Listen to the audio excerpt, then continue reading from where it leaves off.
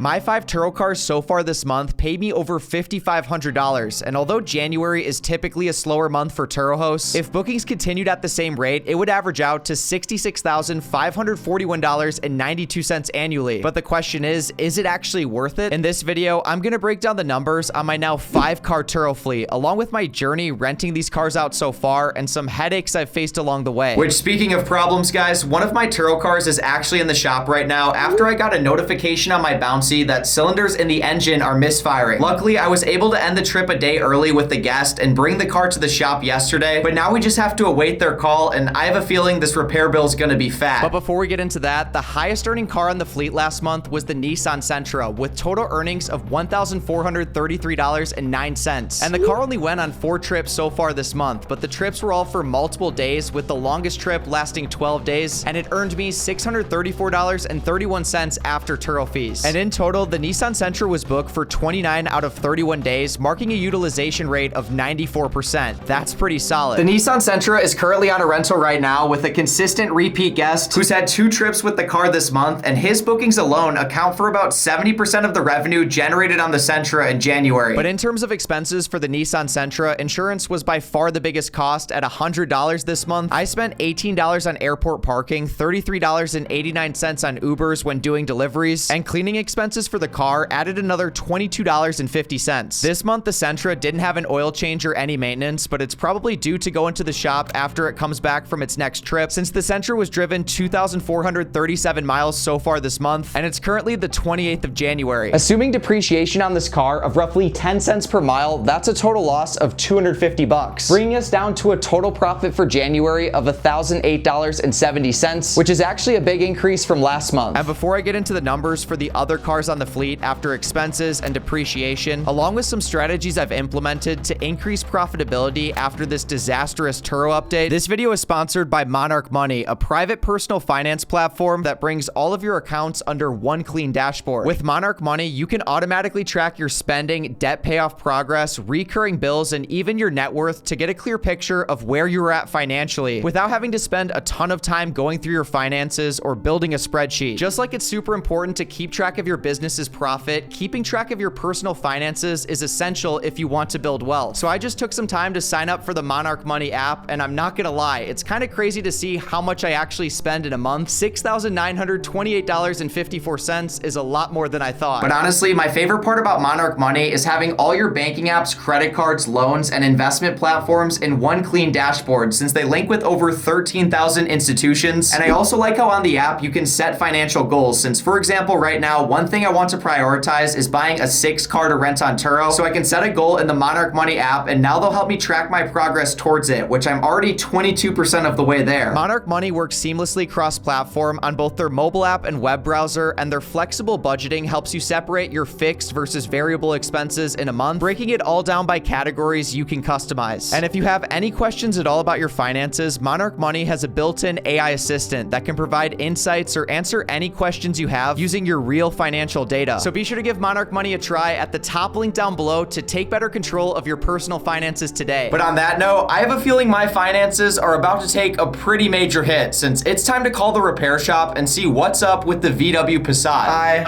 I call about for the Volkswagen. Yep. I don't see problem in the misfire.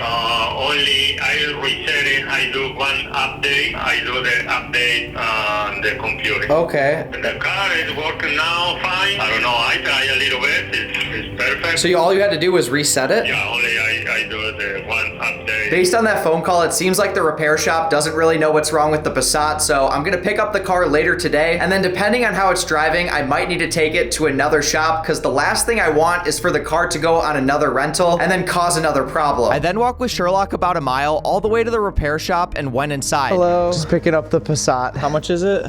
No charge? Okay, cool. Thank you. All right, guys, Sherlock and I just left the car repair shop. The guy didn't charge me anything for the repair. Usually they charge like $150 diagnostics fee. coffee. But shout out to this place. I bring my cars here all the time, and hopefully the Passat doesn't have too many issues. You ready to hop in? And as I drive the car about a mile back home, I'm gonna look out for any noises, if the car's acting weird, because if it is, I'm probably gonna have to take it to another shop tomorrow. Starting the Passat up, the shop said that they cleared the check engine code because they didn't see anything wrong with it, and he drove it around quite a bit since it had a full tank before. So let's put the car in drive and take it for a little spin. Despite these problems, the car had a utilization rate of 61%, and it brought in total revenue of $784.13. Liability insurance for the car is $58 per month. The car also has a bouncy GPS tracker costing $9 per month. Uber's cost me $43.86. The car had an oil change for $79.43. And finally, I bought a front license plate holder for the car, costing another $14. In Wisconsin, your car by law technically needs to have a front license plate, and you guys can see on the Passat there's no spot to attach one. So let's try to attach a license plate holder and the license plate on the car before it goes out on another rental. After all those expenses, profit for the Passat came out to $579.82, and since I only paid $5,500 for the car, depreciation isn't a major concern. The front license plate on the Passat is now installed, and when we hop inside the car, you guys can see it's sitting at 130,316 miles. That's about an 1,800 mile increase from last month, and assuming depreciation of roughly 8 cents per mile since this car's already older, I lost about $144, bringing our profit down to $435.82 on the Passat for January. But on that note, today is Saturday, January 31st, and as you guys can see, a ton of the Turo cars got back from rentals, and starting things off with the Toyota Corolla, you guys can see it's missing a front hubcap. This is literally the second trip I've had with the Toyota Corolla this month where the hubcap has went missing during a rental. So it's time to do my favorite thing, which is file a damage claim. But first, let's take a look and inspect the car to make sure there's not any more things we want to add to the report. Opening up the car door, you guys can see the vehicle is decently clean, but the seats are pretty stained. Like, look at that, guys. It's gonna take some work to clean that up. And on top of that, the front seat is actually kind of jiggly, which is hard to tell from the video, but that's a problem. And it also smells like someone smoked in the car and then sprayed something to hide the evidence, but unfortunately, I can't file a claim for that or for the jiggly seat since those things are hard to prove, but I rated the guest 1 star and filed a damage claim for the hubcap. I also texted the guest letting them know that I filed this claim and that the charge for the new hubcap will be about $80. Definitely not an ideal situation, especially since the car has a trip in 3 hours and I'm not sure I'm going to be able to get it ready in time, since the dashboard is saying maintenance required, so it probably needs an oil change. I then drove the Toyota Corolla to the car wash and got the car fully cleaned, doing my best to remove the seat stains and smoke smell. Then I drove the car to Take 5 oil change, where I waited in my car for a long time. 2.5 hours later, it's now 5:30 p.m. and the Toyota Corolla is officially prepped for its next trip, except for this front hubcap. But on that note, we've still got to service the Subaru tonight, so we have quite a long night ahead of us. And breaking down the numbers for the Subaru Outback, that car absolutely crushes it every month, and January was no exception, bringing in $1,253.67 in revenue, with costs of $100 monthly for the off-trip insurance, $36.10 for cleaning costs, and maintenance expenses were $232.05. Finally, with the car being driven 1,441 miles, depreciation added $144.41 in losses, for a total net profit of $777.21, marking the second highest earning car on the fleet this month. And next, the Toyota Corolla is co-hosted for a client who is an American living in Indonesia that obviously can't do Turo. He bought the car and we split the revenue 70-30, so for January, my earnings were $333.71, and all the expenses are billed to the client, so after everything, his payout was $516.37. My only finance car in the fleet is a 2025 VW Jetta I paid $0 out of pocket for at 4.9% interest. My minimum payment due on the car is like $404 over 60 months, but I pay $500 monthly to pay the car off faster, and for January, it brought in $1,061.84 in revenue with $712.27 in total expenses. Depreciation lost me another $350.10 for a total profit of negative 43 cents. So we basically broke even on the car. New car depreciation is brutal, and especially with $0 down, cash flow can be tough, but at least we're paying down the balance on the loan every single month, and hopefully this car lasts us on the fleet for a long time. But before we add up the total profit for all the cars I rent out and calculate the cash on cash return after depreciation, one thing I've done to increase the profitability of my fleet starting in January is change my Turo host protection option from the 80 plan to the 90 plan for all my cars. This new Turo update makes the 80 plan so much less appealing, so I thought, why give Turo an extra 10% of my revenue if I'm just gonna settle damage claims directly with the guest anyway. And speaking of insurance, people often comment and ask me how I get such cheap off-trip insurance for my Turo cars. And I basically use this tool that's completely free where you fill out some basic info and it automatically scans rates for a ton of the top insurance companies to find you the best deal. It's a great tool even if you're just looking for cheap personal insurance on your car, so I'll leave a link for it down below. And with all these attempts to increase fleet profitability, we ended the month at a total profit of $2,555.01